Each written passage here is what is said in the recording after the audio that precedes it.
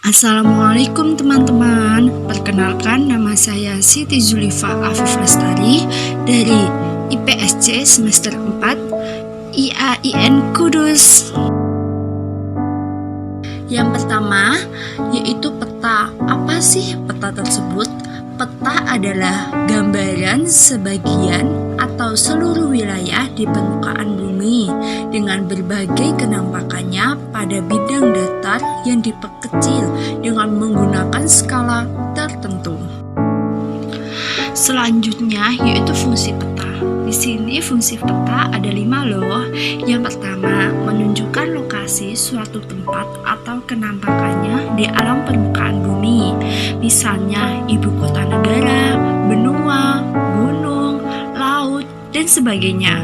Yang kedua, memberikan gambaran mengenai luas dan bentuk kenampakannya di permukaan bumi.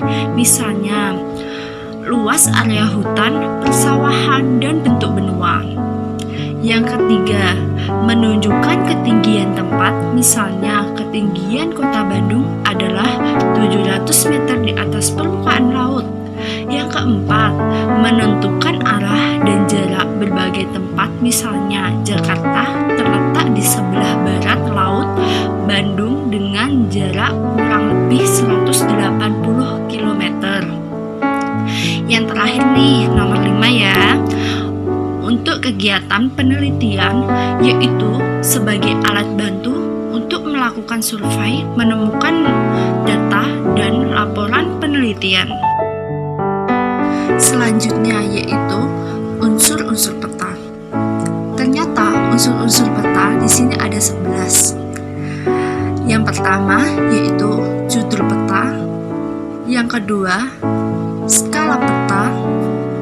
Yang ketiga, petunjuk arah, yaitu arah mata angin. Yang keempat, garis tepi peta. Yang kelima, garis astronomis, garis bujur dan garis lintang. Yang keenam, simbol peta. Yang ketujuh, peta insert. Yang kedelapan, legenda. Yang kesembilan, lettering, penjelasan peta. Yang kesepuluh, sumber peta. Yang ke-11 atau yang terakhir nih, tahun pembuatan peta. Selanjutnya yaitu atlas. Tidak asing lagi dong dengan kata-kata atlas. Atlas adalah kumpulan peta-peta yang dirancang untuk disimpan dalam bentuk jilid, buku, atau dalam keadaan lepas-lepas, tetapi dikumpulkan menjadi satu atau untuk memudahkan dapat dibedakan berdasarkan tujuan dan isinya. Selanjutnya yaitu fungsi atlas. Di sini fungsi atlas ada 4. Yang pertama, sebagai fungsi lokasi dalam pemetaan wilayah. Yang kedua, memberikan informasi tentang posisi. Yang ketiga, letak dan luas suatu wilayah. Yang keempat, menunjukkan relief-relief berupa penampakan bumi di suatu wilayah. Selanjutnya yaitu unsur atlas. Di sini unsur atlas yaitu ada 9. Yang pertama, judul atlas di halaman sampul. Yang kedua, daftar isi. Yang ketiga, legenda, singkatan serta keterangan penting. Yang keempat, atlas isinya itu lengkap, mulai dari kenampakan negara, benua, serta dunia secara detail atau terperinci. Yang kelima, kata pengantar dari penyusun. Yang keenam, atlas itu memuat mengenai penduduk, hasil tambang, peristiwa, flora. Selanjutnya, yang terakhir, saya akan menjelaskan tentang globe. Globe adalah suatu tiruan bola bumi yang diperkecil, biasanya yang digambarkan pada suatu bidang datar, biasanya kertas. Globe digambarkan pada sebuah bola sehingga sesungguhnya. Selanjutnya nih, fungsi globe.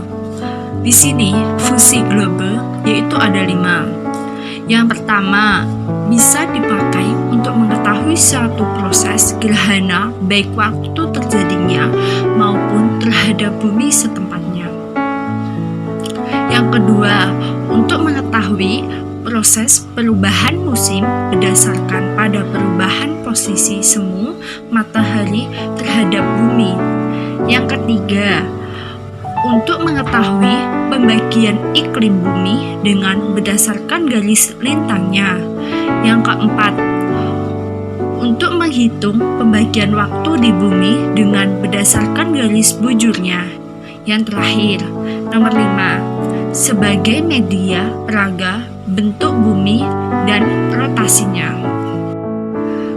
Globe di sini mempunyai dua perbedaan, kelebihan dan kekurangan. Yang pertama, kelebihan globe. Kelebihan globe di sini ada 3. Yang pertama, bentuk dari globe ini menyerupai bentuk pada bumi yang sebenarnya. Bentuk sesuai dengan artinya. Yang kedua, letak astronomis serta juga geografis pada globe gampang untuk didapat dipelajari sebab mengikuti bentuk bumi. Yang terakhir, nomor 3, pembagian iklim matahari tersebut dapat lebih mudah untuk dipelajari dengan memakai globe. Yang terakhir, kekurangan globe. Di sini kekurangan globe ada 2. Yang pertama, pada skala globenya terlalu kecil sehingga sebuah informasinya itu tidak lengkap. Yang kedua, globe tidak mudah untuk dibawa kemana-mana, berbeda dengan peta yang dapat dilipat. Terima kasih teman-teman yang sudah melihat dan mendengarkan tentang penjelasan dari saya tentang peta, atlas, dan globe. Saya sendiri, Siti Zulifa Afif Lestari. Apabila ada kesalahan dan kekurangan pemateri, dan saya mohon maaf yang sebesar-besarnya. Wassalamualaikum warahmatullahi wabarakatuh.